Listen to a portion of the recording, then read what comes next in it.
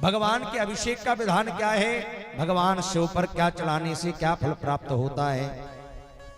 बोले जो भगवान शिव पर जल की धार लगाकर अभिषेक करता है आत्मशुद्धिम भविष्यति, उसकी आत्मा शुद्ध हो जाती है। जो भगवान पर गंध चढ़ाता है उसके पुण्यों की वृद्धि होती है। जो भगवान शंकर पर नैवेद्य अर्पण करता है उसकी आयु बढ़ती है।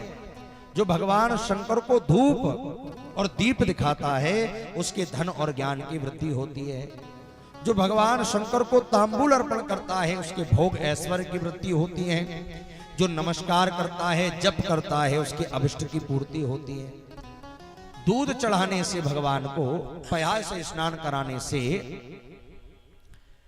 पुत्र चिरंजीव होता है और रोगों से निरोध होता है। दही से भगवान शिव पर स्नान कराने से पशुधन की वृद्धि होती है। घृत से स्नान कराने से वंश की वृद्धि होती है। मधु से स्नान कराने से असाध्य रोग से भी छुटकारा मिलता है। मधु स्नान से, शर्करा के स्नान से बुद्धि की तीव्रता होती है।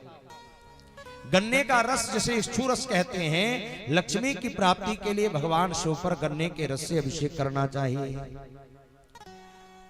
और महाराज अगर कोई व्याधि है, रोग है, असाध्य रोग है, तो जो कुसा आती है, कुसा, उस कुसा को जल में डुबा दें और जल में डुबाकर उसके जल को कुसोदक कहते हैं, उस कुसोदक को भगवान शिव पर धार लगाने से रोग की निवृत्ति होती है।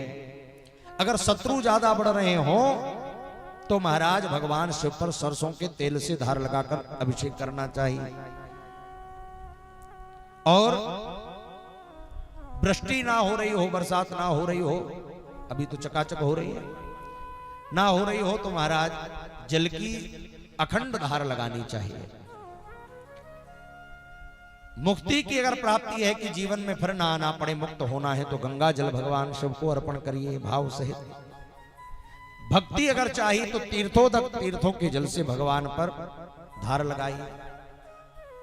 ये नियम है शिव पुराण में। बाकी और जो दंत तूफान है वो चढ़ाने का कोई विधान नहीं लिखा है, और लिखा है तो तंत्र विद्या से लिखा है, इसलिए हमें तो मंत्र विद्या से चलना चाहिए।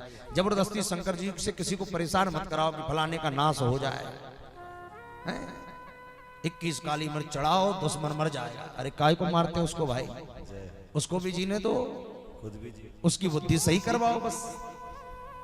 तो भगवान से किसी का बुरा मत कराओ, भगवान से प्रार्थना करो, क्योंकि ये वो देश है जहां कहते हैं सर्वे भवन्तु सुखिना सर्वे सन्तु निरामया सर्वे भद्राणि पश्यन्तु मां कश्चित् दुःख भाग् भवेत्। किसी का हम लोग अनिष्ट ना करें। प्रणव के किसे किसका पूजन करना चाहिए ये भी बताया है।